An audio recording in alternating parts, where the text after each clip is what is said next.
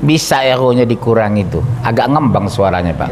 Mana itunya, Pak? Echo-nya dikurangi. Ibu-ibu, kita mulai ya, jangan ada suara. Enggak lama-lama kok, paling lama sampai selesai.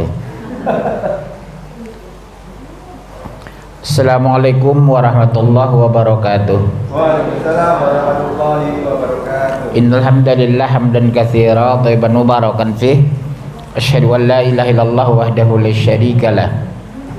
Wa asyhadu anna Muhammadan abduhu wa rasuluhu la nabiyya ba'dah.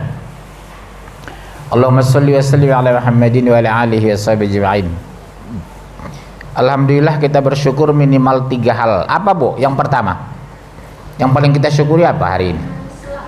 Ya, betul. Siapa yang jawab itu? Boleh pulang. Ya, jawaban benar, boleh pulang. Ya. Nikmat iman Islam. Kenapa, Bu? Karena dari 7 miliar manusia yang hidup sekarang, yang Islam cuma 1,7, 5,3 miliar pasti neraka jahanam. Cuma 1,7 Islam di muka bumi ini.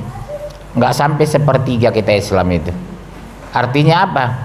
Tidak semua orang diberikan Allah hidayah. Contohnya seperti kami orang Batak kan, paling 30% orang Batak lebih yang Islam itu kan. Artinya apa? Saya sebagai orang Batak bersyukur orang tua kita diberikan hidayah dulu. Kalau enggak ya saya mungkin penduduk neraka. Kita syukuri itu, Pak. Kalau Bapak mungkin Islamnya keturunan. Sejak dari Pak D, Bude ya. Lahir di Wonogiri, Bojonggede, Bojongkulur, Bojongkolor, macam-macam ya. Yang kedua kita syukuri apa, Bu? Kesehatan. Betul, sehat bukan segala-galanya, tapi dengan terganggu kesehatan akan terganggu segala-galanya. Yang ketiga disyukuri nikmat sempat. Orang sempit, ada waktu tapi nggak mau ngaji, ada kerudung tapi nggak dipakai, ada Quran tapi nggak dibaca, ada ustadz tapi tidak mau dengar. Kita bersyukur hari ini digerakkan Allah ikut pengajian. Tidak semua orang dengar pengajian mau datang, penting dia ke mall. Padahal hidup sebentar, Pak. Neraka itu khalidina fiha abadah. Azab kubur itu selama-lamanya loh. Begitu masuk kubur, man rabbuka, man nabiyuka nggak bisa jawab, sampai hari kiamat disiksa loh, Bu. Bukan sederhana itu azab kubur itu. Tapi orang banyak santai. Lebih bagus dia ke mall dari pengajian. Peringatan buat kita, terutama saya. Berapa banyak waktu kita terbuang di waktu muda dulu. Kan kita ini sampai ini belakangan ini kan. Jujur aja lah, Bapak taat ini sejak umur berapa? Bapak yang dari PKS ini sejak umur berapa merasa sholat tidak tinggal lagi? Hah? Iya betul, ada yang 40 tahun baru sholat tidak tinggal, ada yang mungkin 3 tahun terakhir baru sholat. Iya, Pak, jarang kita taat sejak muda. Artinya apa? Kita syukuri masih diberikan Allah hidayah. Seperti ibu-ibu, maaf ya, Bu, mungkin ibu ada yang berkerudung baru 3 tahun di sini, yang dulu pakai you can see, pakai rok di atas lutut, padahal jilbab datang peraturan sejak sekian abad yang lalu, betul? Tapi masih syukur kita diberikan hidayah. Orang di luar sana selama-lamanya nggak berhijab. Masya Allah, kita syukuri itu nikmat iman dan Islam, nikmat taat dan dekat, nikmat ibadah. Kalau ibu belum nyaman beribadah, berarti ibu belum bisa menikmati ibadah itu. Orang beriman itu, Bunda, habis sholat itu tenang. Kalau masih gelisah habis sholat, berarti dia tidak ikhlas ibadah itu. Assalamualaikum warahmatullahi wabarakatuh. Assalamualaikum warahmatullahi wabarakatuh. Plong kita, alhamdulillah ya Allah, masih bisa kau salat zuhur hari ini. Alhamdulillah ya Allah, sahabatku udah banyak yang meninggal. Masya Allah, aku masih hidupkan sampai hari ini. Kalau orang beriman. Tapi kalau iman kurang, merasa hidup itu berlangsung begitu saja tanpa dihidupkan Allah, merasa rezekinya dari suami bukan dari Allah. Jarang kan ibu-ibu ditanya orang, Masya Allah rumah ibu bagus, iya. Tapi ibu, jawaban ibu yang benar gimana? Astagfirullah Pak. Waktu hidup aja kok saya di rumah ini. Nanti kalau saya meninggal dikeluarkan dari rumah ini, tempat saya kuburan kok. Mobil ibu bagus banget. Astagfirullah. Sementara kok ini. Nanti saya meninggal naik ambulan kok, bukan naik BMW. Nggak boleh kan jenazah naik BMW. Nggak boleh jenazah naik Alphard. Istrinya sakit dibawa naik Alphard ke rumah sakit. 1 jam kemudian meninggal. Apa kata dokter? Bu, Pak, nggak boleh istri bapak naik Alphard karena istri bapak sudah mayit. Jenazah itu ambulan bukan Alphard. Baru 1 jam naik Alphard sudah pindah tempat ke ambulan karena faktor apa? Sudah mati. Begitu cepatnya Allah menjauhkan kita dari harta itu. Tapi kadang kita nggak sadar. Bangga dengan mobil, bangga dengan rumah, bangga dengan pendapatan, bangga dengan penghasilan. Padahal hitungan detik kita bisa pindah tempat. Siang-siang ibu ketawa-ketawa, mungkin jam 4 sore udah meninggal. Siang-siang masih makan dengan anak suami, sorenya sudah di liang lahat. Mau bilang apa?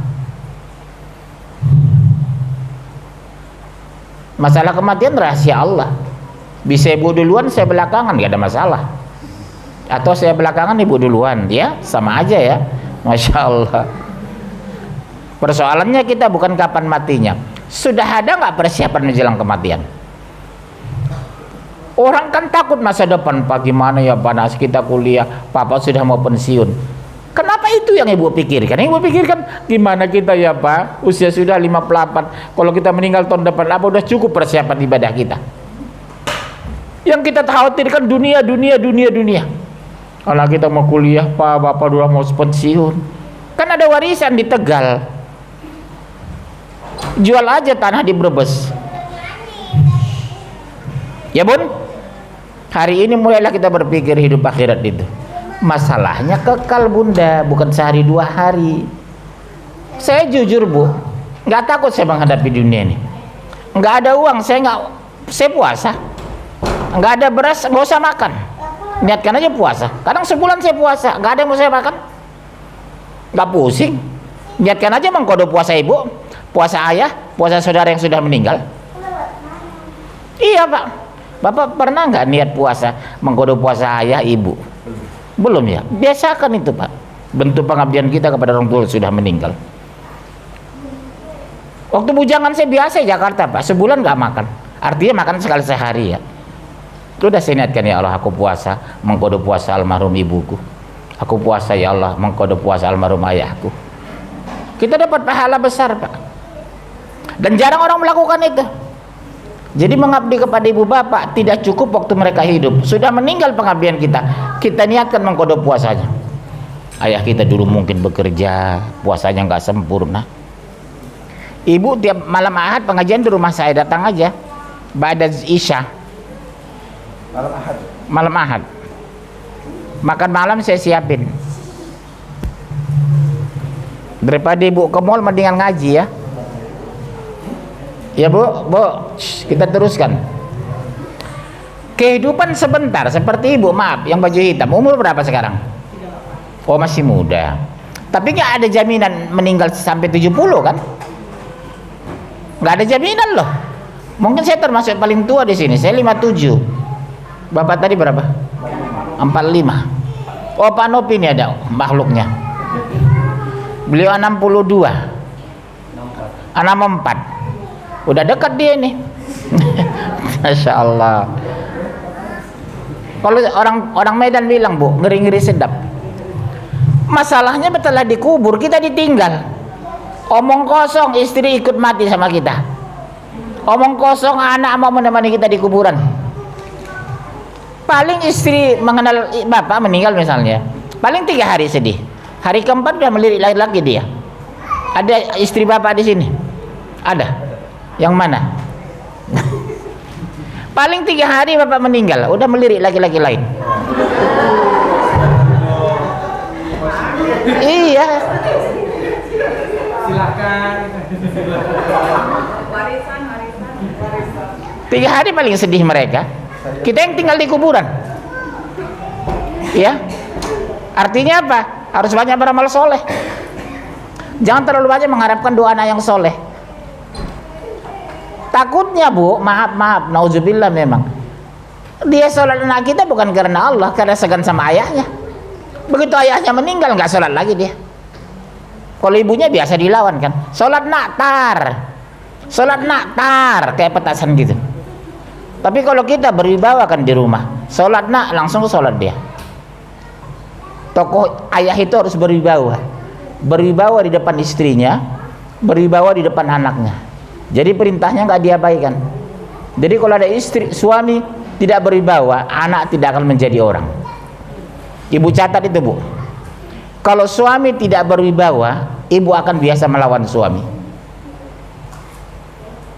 Persoalannya, dulu ketemu suami ibu di mana? Di halte atau di mall? Ibu yang baju hitam ini, di mana ketemu suami dulu? Ibu, iya. Hah? Itu yang satu lagi yang baju putih. Ketemu suami di mana dulu? Belum nikah. Ibu yang kacamata, ya. Di mana? Di mall kan? Iya, ada yang di mall, ada yang di. Jadi beliau kan punya toko dulu, jadi suaminya belanja. Oh ini suaminya, gimana ceritanya itu? Gitu ceritanya. Atau sama-sama kerja di mall? Iya gimana? Ini jujur loh istri ngomong, ketemu di mall. Apakah sama-sama kerja di mall atau kebetulan? Hah? Oh begitu. Berarti berjasa juga temannya ya. Ketemu di mall ya. Masya Allah. Cinta lama bersemi kembali gitu ya. Tapi bukan satu SMA ya. Oh bukan. Baik, kita lihat tema hari ini. Sampai jam berapa ini? Sampai selesai ya. Di ambang kematian. Karena umur kita udah di atas 40-50 kan. Nunggu apa lagi kita ini? Satu, catat bu, catat. Catat boleh, direkam boleh, pulang boleh. Tema hari ini di ambang kematian. Satu, jangan lalai dari hakikat terbesar. Mati merupakan sesuatu yang pasti terjadi dan tidak bisa dihalangi. Dia dokter, profesor, dokter, 5 gelarnya. Kalau waktunya mati nggak dokternya? Dokter saya mati duluan kawan-kawan saya. Usianya masih muda pak, 48, 59 mati. Padahal dokter spesialis. Secara teori medis kan dia ngerti kan mengantisipasi penyakit. Dia tahu mengobati penyakit. Mati duluan dari saya kok. Iya. Jadi kematian itu rahasia Allah. Karena kematian dirahasiakan pak, otomatis harus standby beriman. Otomatis itu. Sebab bagaimana nauzubillah kalau ibu sedang di diskotik mati. Maaf ekstrim saya ngomong ini. Meninggal sedang di atas perut wanita, teman saya sedang berzina. Mau bilang apa? Sedang berzina pak, di atas perut wanita dia mati. Bagusnya kita apa? Sedang ngaji ya pak. Tapi jangan hari inilah. Sedang baca Quran. Seperti Pak Insan itu kan. Pak Insan tahu ya? Syahadat terakhir dia mengisi pengajian di kantor. Asyhadu an la ilaha illallah. Itulah syahadat matinya. Terjatuh ke kiri, diangkat sudah meninggal. Indahnya masya Allah. Asyhadu an la ilaha illallah, dia pun terjatuh. Sedang sholat lagi. Kita pingin mati seperti itu, husnul khotimah. Ya ngeri loh pak menghadapi azab kubur itu. Tapi kalau kita beriman, insya Allah perlindungan. Walaupun tidak didoakan anak, tidak doakan istri, kita sudah beriman. Jangan banyak mengharapkan doa anak yang soleh. Mendingan ibu jadi wanita yang soleha. Mau didoakan atau tidak, ibu sudah punya cadangan pahala. Ya, jangan terlalu banyak mengharapkan doa anak yang soleh dan yang soleh. Ya kalau soleh, kalau salah, macam saya punya anak 3 laki-laki, tetap kita harap memang. Tapi kita solehkan dulu diri dong. Sholat nggak tinggal, baca Quran rutin, sedekah tiap hari, nggak ngomongin orang. Penyakit wanita tidak semua ya bunda. Dosa terbesar wanita di mana bu? Mulut. Yang diomongin ada 3. Pertama, suaminya dijelek-jelekin. Yang kedua, mertua perempuannya. Yang ketiga, ipar perempuan. Karena saya sering dengar orang ngerumpi di tukang sayur ibu-ibu. Bisa-bisanya dia menjelek-jelekan suaminya. Padahal suaminya sudah jelek. Kan kasihan itu suami. Berhentilah menceritakan orang lain, tapi kebaikan diceritakan. Ya bun ya. Apalagi kita orang pengajian. Dosa terbesar wanita di mulut loh bunda. Betul ya.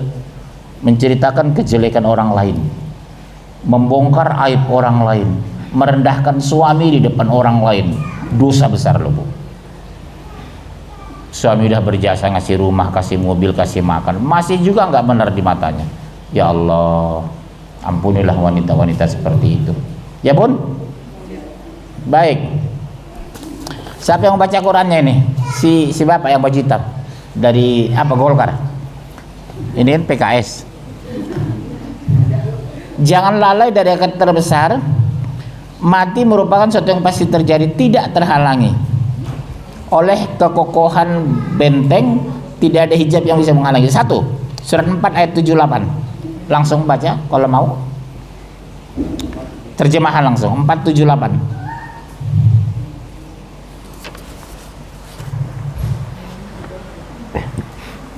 Udah ketemu?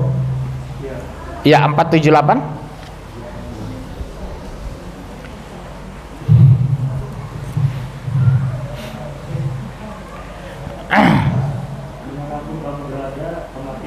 Ada mic lagi, adalah nggak satu lagi? Oh 1 ya, yang kencang Pak. Dimanapun kamu berada, kematian akan mendatangimu. Betul, dimanapun berada. Bisa di mall, bisa di kafe, bisa di diskotik, bisa di halte. Betul ya.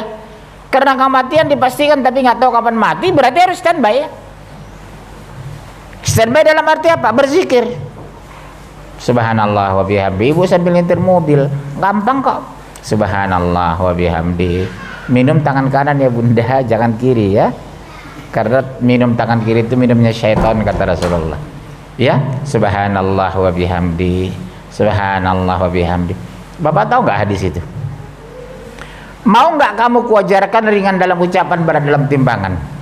Kata Rasulullah kepada sahabat, subhanallah wa bihamdi.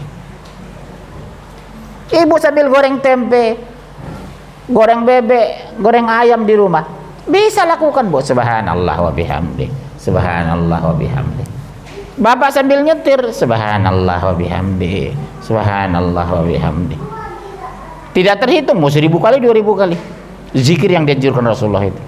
Atau apa lagi? Astagfirullah wa atubu ilaih, astagfirullah wa atubu ilaih. Sambil bapak nyetir, astagfirullah wa atubu ilaih. Bergetar arsy itu kita berzikir itu Pak. Tapi ikhlas ya. Astagfirullah wa atubu ilaih, astagfirullah wa atubu ilaih. Syukur-syukur kita menangis.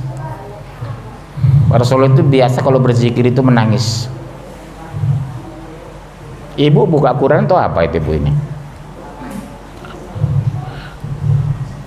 Berzikir, zikron kasiro, sambil bikin nasi goreng, gampang kok. Subhanallah wa bihamdi, subhanallah wa bihamdi. Ringan dalam ucapan, berat dalam timbangan kata Rasulullah.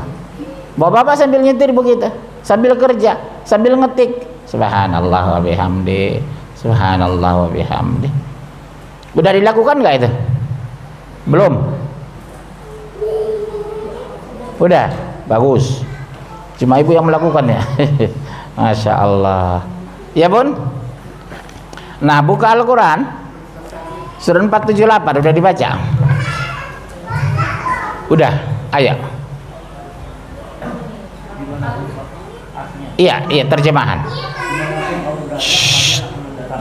Meskipun kamu berada dalam benteng yang kokoh, jika mereka orang-orang munafik memperoleh satu kebaikan, mereka berkata ini dari sisi Allah. Dan jika mereka dipinta satu keburukan, mereka berkata ini dari Engkau, Nabi Muhammad. Katakanlah semuanya datang dari sisi Allah. Mengapa orang-orang itu mengucap itu? Mereka pojokkan Rasulullah. Kalau mereka sudah dapat rezeki ini gara-gara Muhammad ini. Mereka sakit, oh gara-gara Muhammad. Begitu dapat rezeki, oh ini karena usaha saya kan alumni ITB, wajar dong saya kaya. Saya kan alumni luar negeri, wajar dong saya bisnis maju. Banyak itu kan. Rumah ibu bagus banget ya, Masya Allah. Ya wajar lah Pak, suami saya S2 dari Jerman. Harusnya bukan begitu. Ini pinjaman dari Allah Pak. Sementara saya akan dikeluarkan kon dari rumah ini. Ibu meninggal dibawa ke rumah atau ke kuburan? Ke kuburan Bu. Ibu kira suami ibu ingat ibu setelah 3 hari? No, dia mulai melirik wanita. Bapak ini begini nanti ya. 3 hari paling mereka ini ingat ibu. Hari keempat sudah. Hari ke-7 dan nikah dia. Selamat tinggal istrinya. Ziarahnya paling sekali setahun. Karena gak enak sama mertua. Iya Bu, catat itu. Paling 3 hari mereka sedih ini. Dapat istri muda lagi, orang Brebes. Masya Allah. Ya, udah habis ayatnya udah. Buka berikutnya surat 62 ayat 8. 62 ayat 8. Udah ketemu? Kalau ibu sudah ketemu, ibu baca nggak apa-apa? Iya. Siapa ya antum? Iya baca. Katakanlah, sesungguhnya kematian yang kamu lari daripadanya, ia pasti menemui kamu. Iya, baca lari. Jujur Bu, jujur ya. Jangan basa-basi. Ibu takut nggak mati? Jujur ya. Takut Bu kita mati. Karena ngukur diri ibadah kita belum banyak. Amal kita ala kadarnya. Saya sendiri masih takut Bu. Kalau bisa saya umur 80 baru meninggal. Setelah saya beribadah taat. Sekarang saya masih takut itu. Karena saya bisa ngukur diri. Ibadah saya belum sebaik orang lain. Ya Bunda ya. Terus Kemudian kamu akan kembalikan kepada Allah yang mengetahui yang gaib dan yang nyata. Lalu dia beritakan kepadamu apa yang telah kamu kerjakan. pertanyaan saya, kalau jawaban benar boleh pulang. Ya. Pertanyaan saya, apakah semua laporan malaikat tentang kebaikan yang kita lakukan diterima Allah? Jangan berisik ya nak. Tolong diamankan anak masing-masing ya Bun. Boleh main-main tapi jangan teriak ya nak. Pertanyaan saya, apakah semua laporan kebaikan yang dilaporkan malaikat kepada Allah diterima Allah semua? Yes or not? Beliau bilang diterima. Ibu-ibu,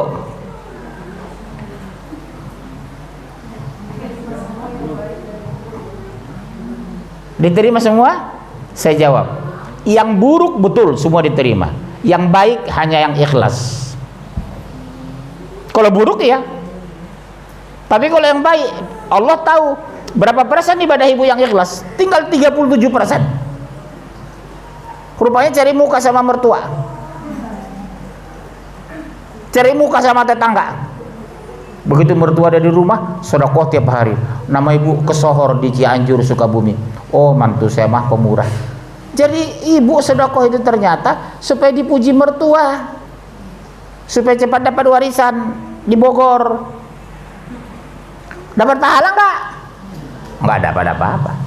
Makanya saya bilang kalau keburukan kita Pak, semua diterima Allah. Tapi kalau kebaikan kita, tunggu dulu bro. Ya guys ya. Tidak semua diterima Allah. Allah Maha tahu mana yang ikhlas. Itu yang saya takutkan Pak. Demi Allah saya takut itu. Ibadah yang enggak ikhlas itu. Cari muka sama tetangga, cari muka sama mertua, cari muka sama sahabat. Ibu ngaji bukan karena Allah, karena butak lihat suami. Kok ngaji Bu? Iya butak lihat suami, udah tua jelek miskin. Ada seperti ada. Ngapain ngaji Bu? Butak lihat laki den katanya. Ada orang Padang di sini.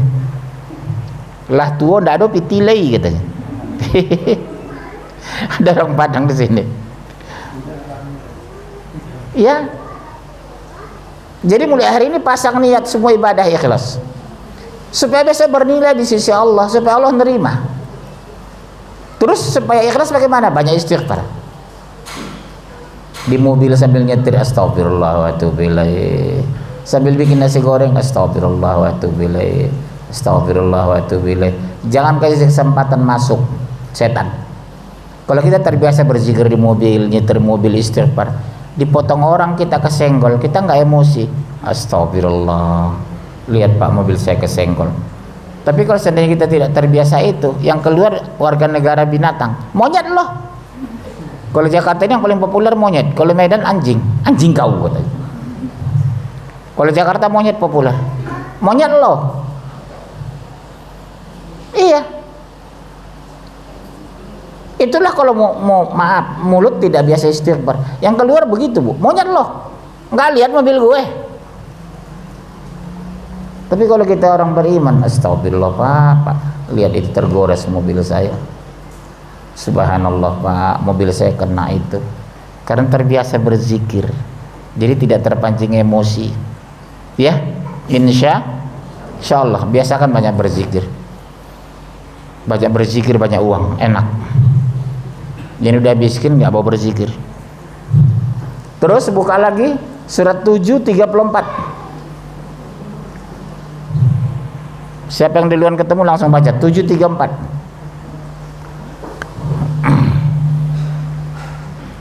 Lang iya. Dan setiap umat mempunyai ajal, batas waktu. Apabila ajalnya tiba, mereka tidak dapat meminta penundaan atau percepatan sesaat pun. Nggak bisa kan? Nggak bisa kan?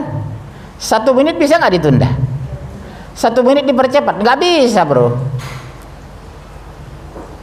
Karena kematiannya pasti dan tidak bisa ditunda, harus beribadah dong. Macam ibu kan relatif muda-muda ini. Kalau ibu mungkin ya di atas 50 ya Bun. 66, udah dekat itu. Dekat kemana Allah alam ya. Dekat rumahnya. Macam ibu ini relatif masih muda. Seperti ibu ini yang baju yang lurusan saya, berapa umur Bun? Ibu iya yang melirik-lirik ini. Masih muda. Kalau ibu meninggal 60 masih ada 15 tahun beribadah. Ya, perbanyak Bu ibadah, makin tua makin taat ya. Kalau bisa ibadah jalan terus dan makin bagus. Makin tua makin taat, Masya Allah. Subhanallah. Enak ya. Ini ngaji apalagi sini pengajian tiap bulan, terkoreksi ibadah kita. Ada yang rusak diperbaiki, ada yang kurang sempurna disempurnakan. Itulah gunanya pengajian itu, memperbaiki dan mengevaluasi di mana kita hari ini dan siapa kita hari ini. Baik, poin kedua. Proses sakratul maut. Surat 75 ayat 26 sampai 30. Poin kedua, di ambang kematian, proses sakratul maut, surat 75 ayat 26 sampai 30. Surah 75 ayat 26 sampai 30. Ya, 26 sampai 30. Tidak apabila nyawa telah sampai ke kerongkongan dan dikatakan kepadanya, siapa yang dapat menyembuhkan? Dan dia yakin bahwa itulah waktu perpisahan dengan dunia, dan bertaut betis kiri dengan betis kanan, kepada Tuhanmu lah pada hari itu kamu dihalau. Mas jujur, pernah nggak menyaksikan orang sedang menghadapi sakaratul maut?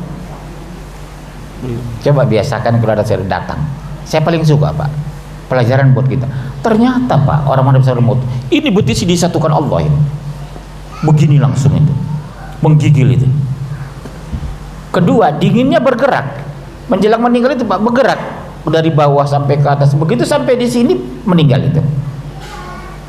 Jadi kalau ada saudara ibu yang sudah sakit parah, sudah mulai dingin, waspadai. Maksimal 3 hari meninggal itu.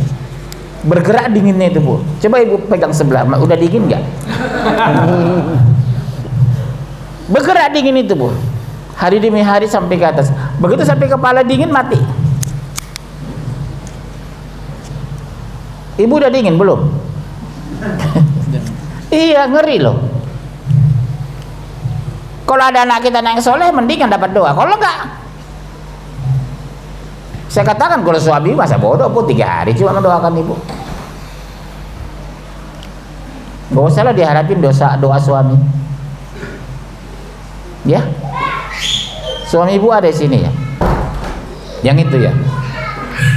Gak usah diharapin doanya.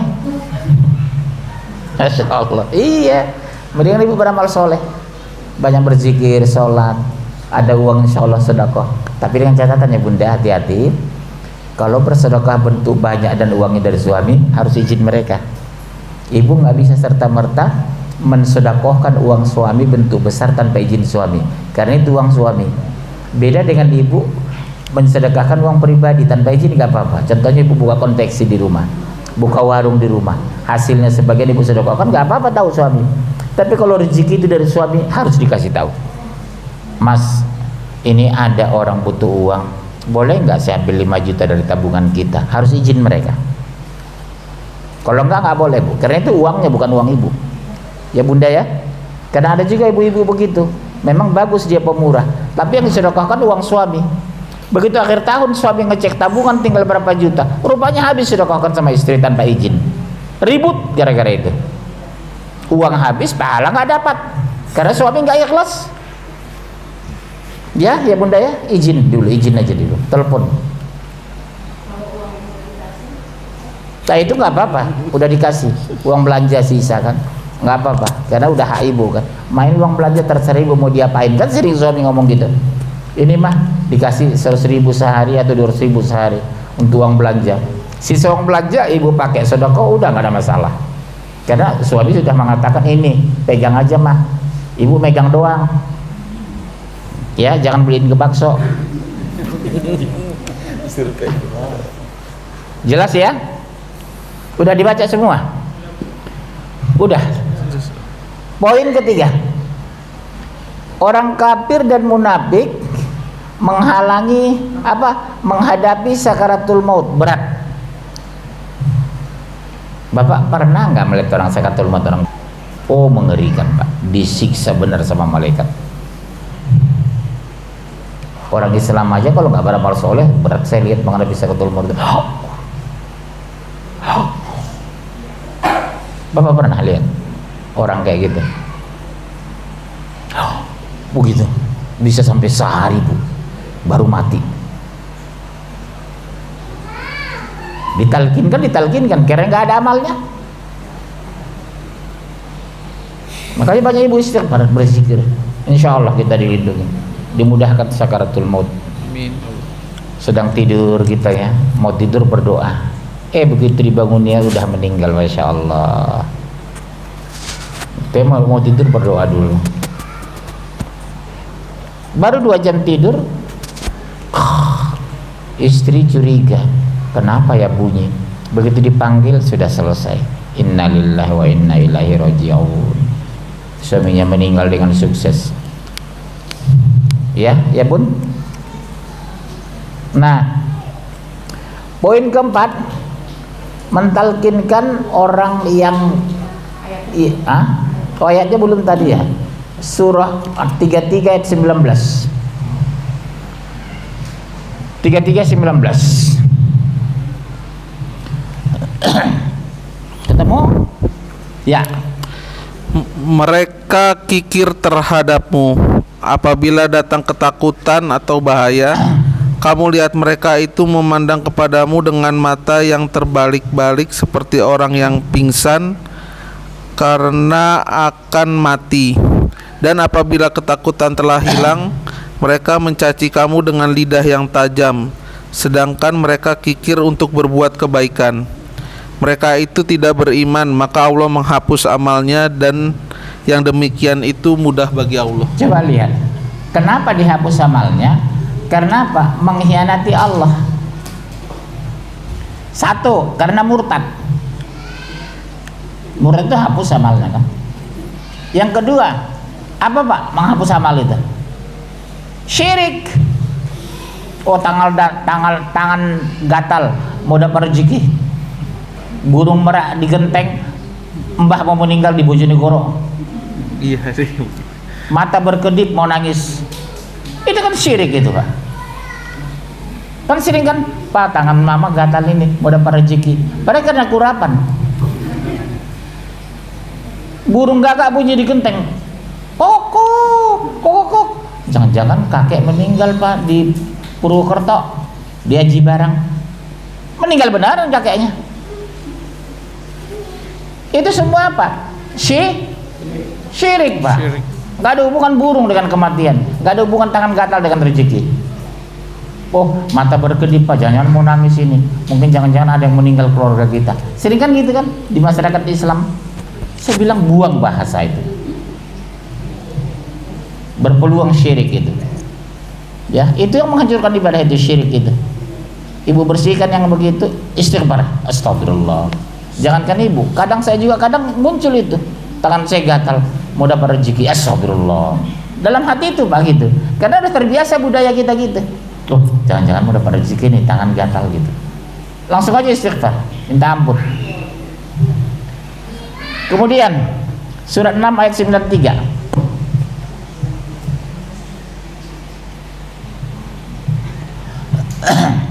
Anak 93. Si nenek capek juga gendong cucunya itu, berat loh itu. Betul Ustaz? Ya. Siapakah yang lebih zalim daripada orang-orang yang mengada-adakan dusta terhadap Allah atau yang berkata telah diwahyukan kepadaku padahal tidak diwahyukan sesuatu pun kepadanya, dan orang yang berkata aku akan menurunkan seperti apa yang diturunkan Allah. Alangkah ngerinya sekiranya engkau melihat pada waktu orang-orang zolim berada dalam kesakitan sakratul maut, sedangkan para malaikat memukul dengan tangannya sambil berkata, keluarkanlah nyawamu. Pada hari ini kamu akan dibalas dengan azab yang sangat menghinakan, karena kamu mengatakan terhadap Allah perkataan yang tidak benar, dan karena kamu menyombongkan diri terhadap ayat-ayatnya. Apa artinya menyombongkan diri terhadap Allah? Gak mau ngikut. Punya Quran gak pernah dibaca. Waspadai suami ibu seperti itu. Pak, kita udah 32 tahun nikah, gak pernah saya lihat papa baca Quran. Ada nggak suami ibu di sini yang tidak bisa baca Quran? Jujur ada kira-kira? Kok bisa kita belum pernah lupa saya lihat habis maghrib papa baca Quran? Kok nggak nonton TV ngopi? Tagor bu suami seperti itu.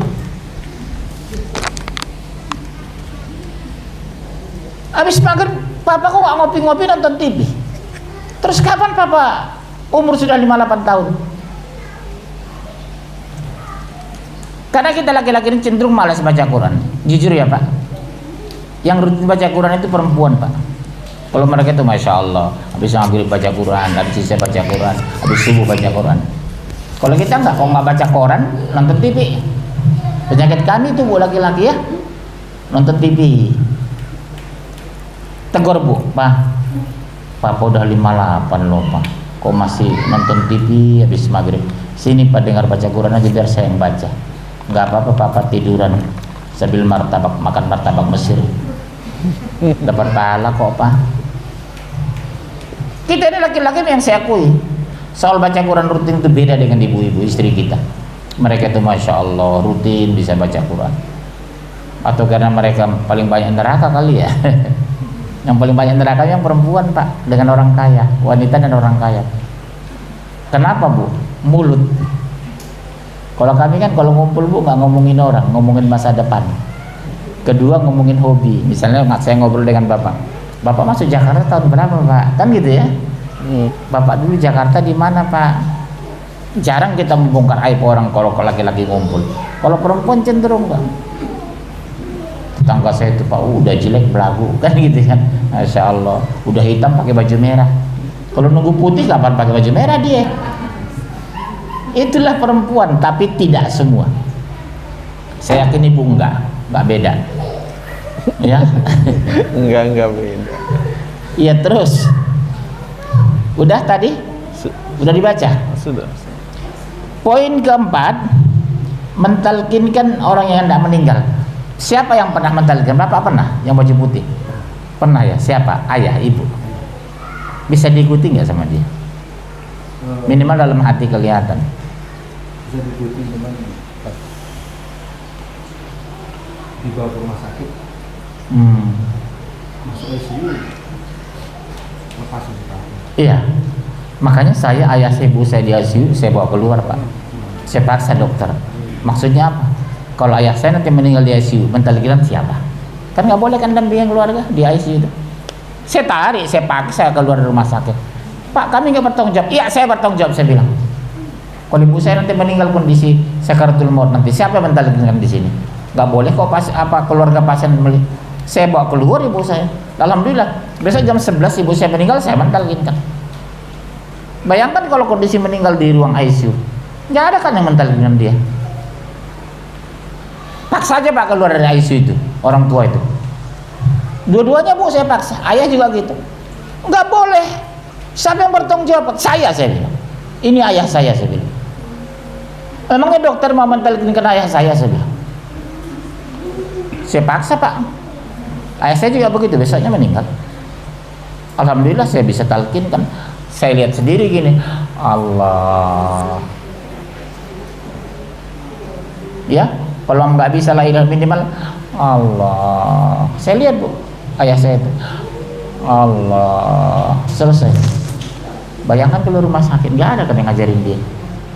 Jadi saran saya ya, kalau ada keluarga yang saya sakaratul maut, kalau bisa paksa keluar dari ruang ICU. Kasihan ayah kita, tak ada yang mentalkinkan. Kasihan keluarga kita meninggal tanpa syahadat. Ya, ya bunda ya, ya. Suami ibu masih lama meninggal. Kemudian mentalkiran sudah ya. Persiapan dalam menghadapi kematian. 1. Segera bertobat.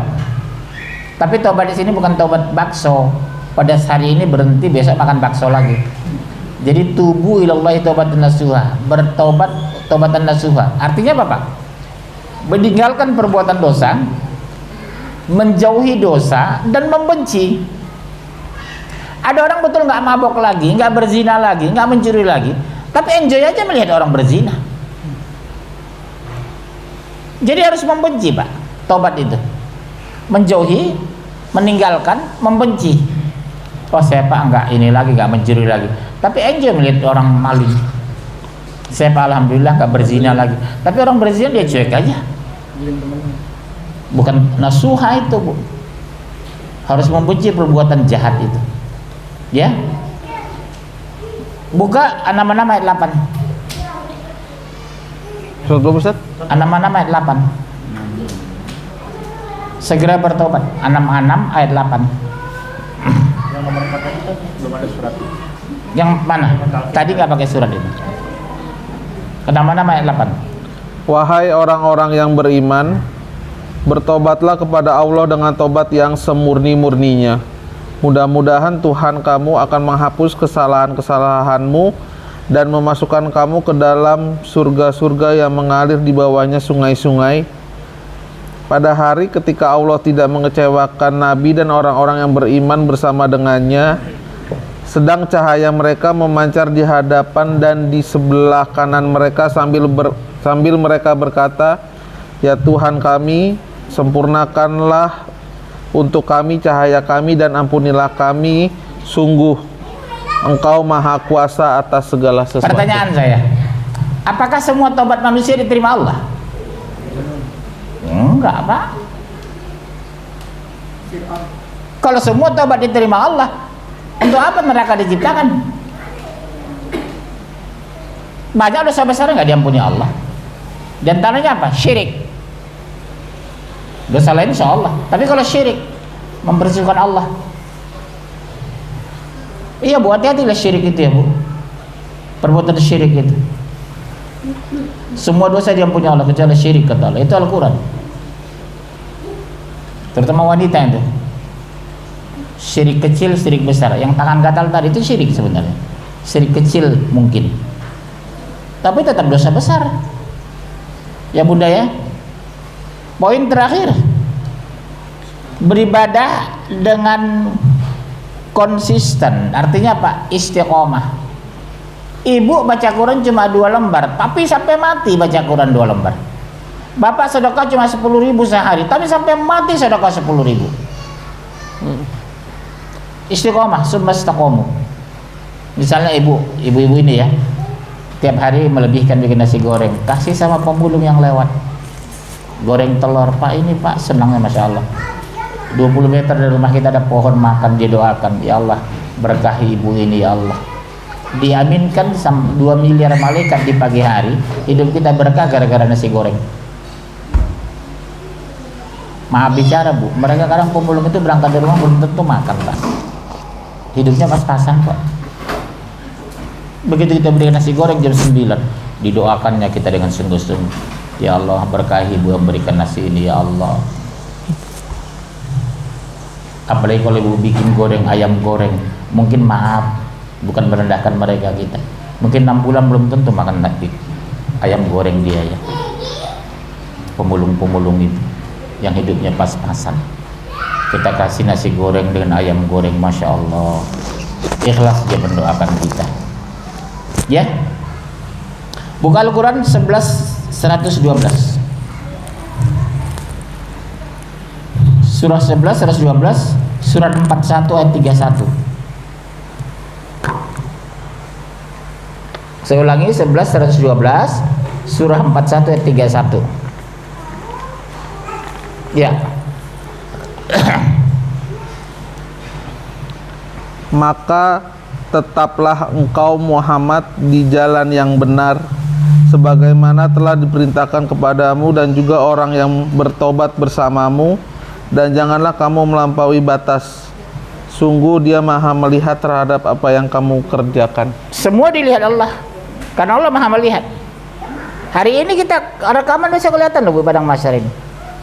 Ibu yang ngaji nyender kelihatan, kayak ibu nyender kelihatan bisa padang mahsyar. Iya. Semua ibadah kita kelihatan, ditonton miliaran orang. Kejahatan kita ditonton miliaran orang, Pak. Bapak jolong pisang dulu waktu di Cianjur, kelihatan sama orang nanti. Ibu ngambil uang suami waktu suami tidur, dompet ya. Oke lah, suami ibu nggak tahu. Di padang mahsyar kelihatan nanti. Mertua ibu bilang, mantu gue ngambil dompet suami terus. Biasa dipamerkan di padang mahsyar, ditonton miliaran orang loh. Baikin tuh ya. Udah diam ya. Ternyata ya kelakuan bini gue, kata suami ibu, itu kan mama yang ngambil dompet setiap hari rupanya gitu. Ngambil 50.000, 100.000, nggak ketahuan. Ada nggak yang gitu? Ngambil dompet suami 100.000 per hari waktu suami tidur pulas. Masya Allah. Jadi kesimpulannya Bunda sederhana kok. Kalau bisa makin tua kita makin taat, karena kematian pasti tapi dirahasiakan. Itu barangkali materinya, silakan buka sesi tanya jawab. Mau bertanya? Iya, nama, status, deposito. Status. Ya, nama.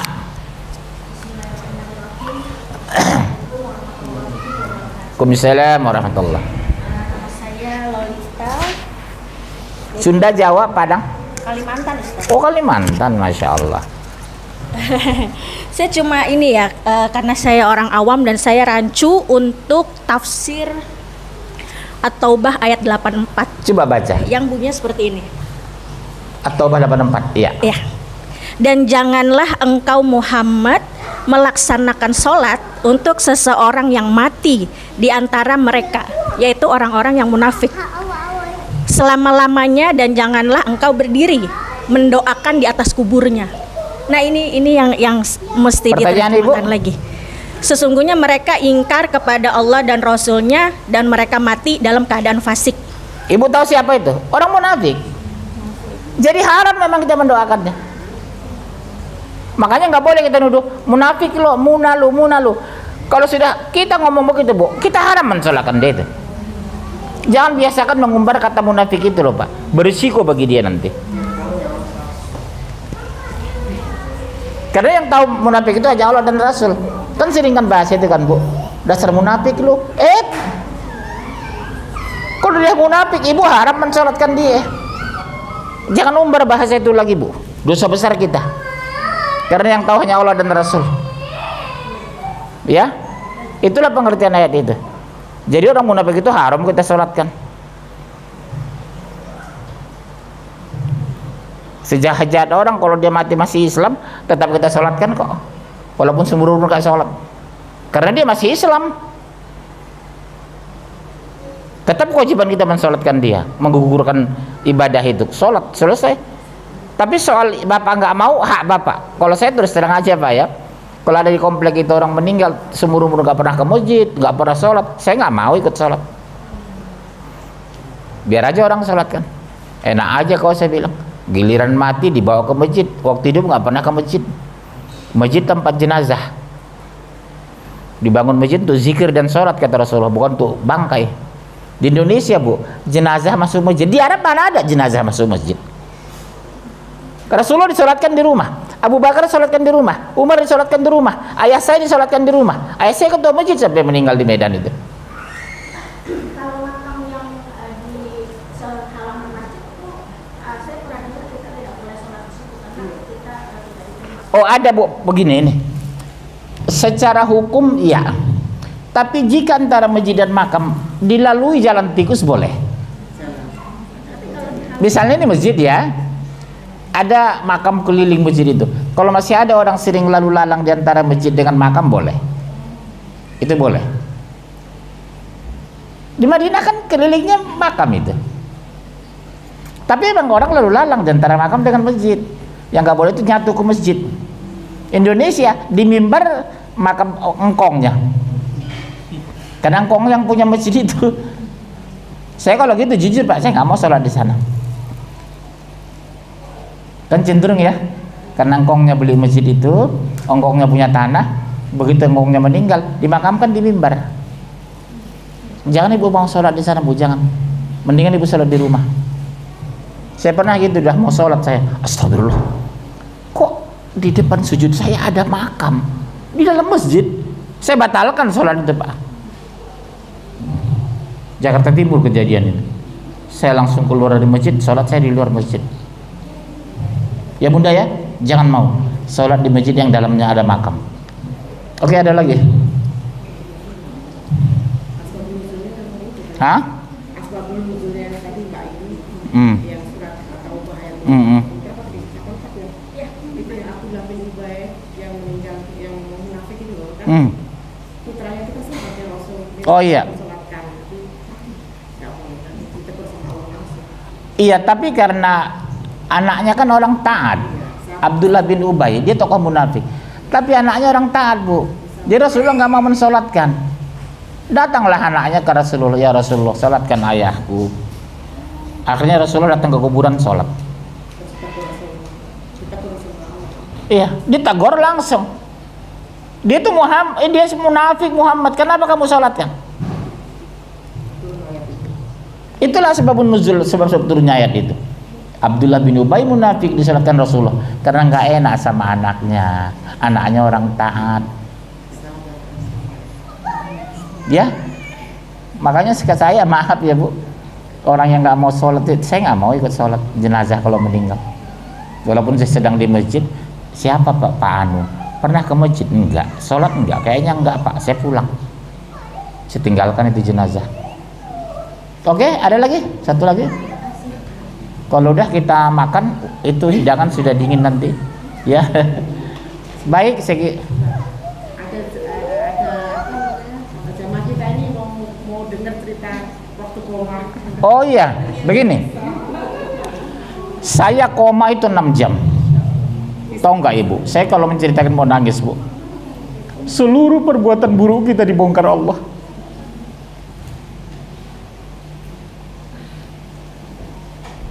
Semua perbuatan buruk dibongkar.